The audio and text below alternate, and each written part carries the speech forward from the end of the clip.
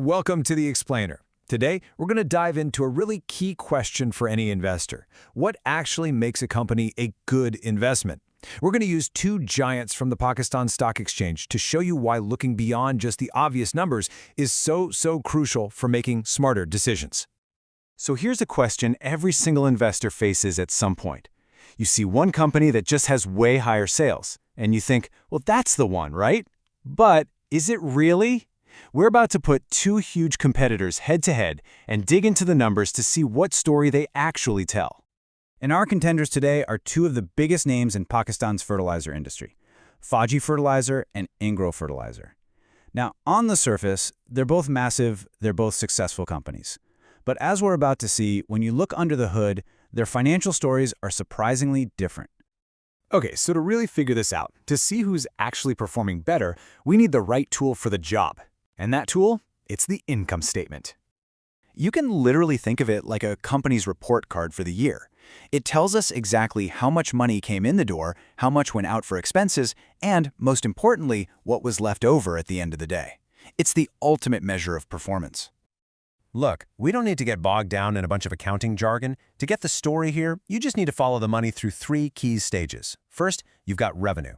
That's the total sales, all the money coming in. Then, gross profit, what's left after you pay for making the actual product. And finally, the big one, net profit. That's the real take-home cash after all the bills are paid. All right, let's get into it. We're going to start right at the top line, the one everyone looks at first. Who brings in more sales revenue? Okay, so when you look at the last 5 years, the data here is just crystal clear, right? In every single one of these years, Fauji Fertilizer brought in way more sales revenue than Engro. It's not even a close race. Year after year, they are the bigger company when it comes to sales. And this chart, wow, it really paints a picture of that size difference in 2021. Fauji pulled in a whopping 108 billion rupees, while Engro was at 91 billion. That's a huge 17 billion rupee difference. Seems like a clear winner, doesn't it? So, case closed, right? The bigger company is the better investment. Well, not so fast. Because see, making a lot of money is one thing. But the real question is, how much of that money do you actually get to keep? This is where things get really interesting. We're going to look beyond just how much they sell, and instead, we're going to focus on how efficiently they run their business.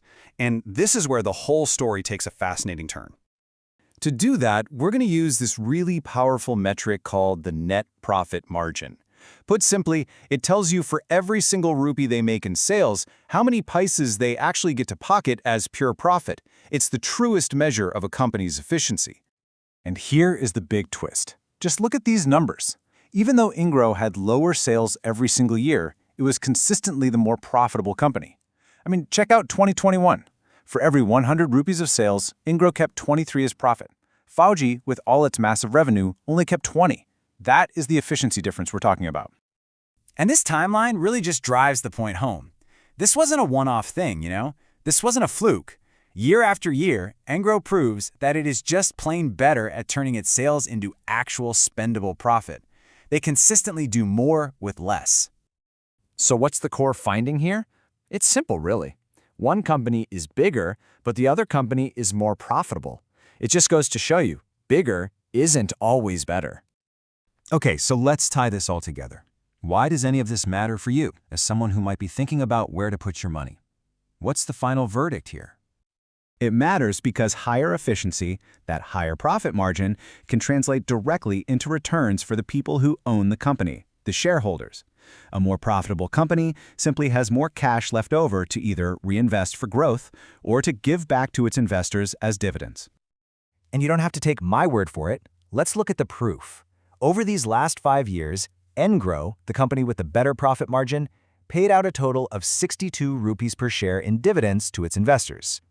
So, how does the bigger company stack up?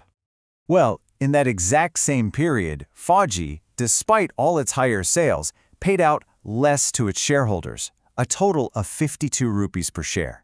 That 10 rupee difference is the real-world result of that efficiency gap. Bigger sales did not mean bigger returns for investors.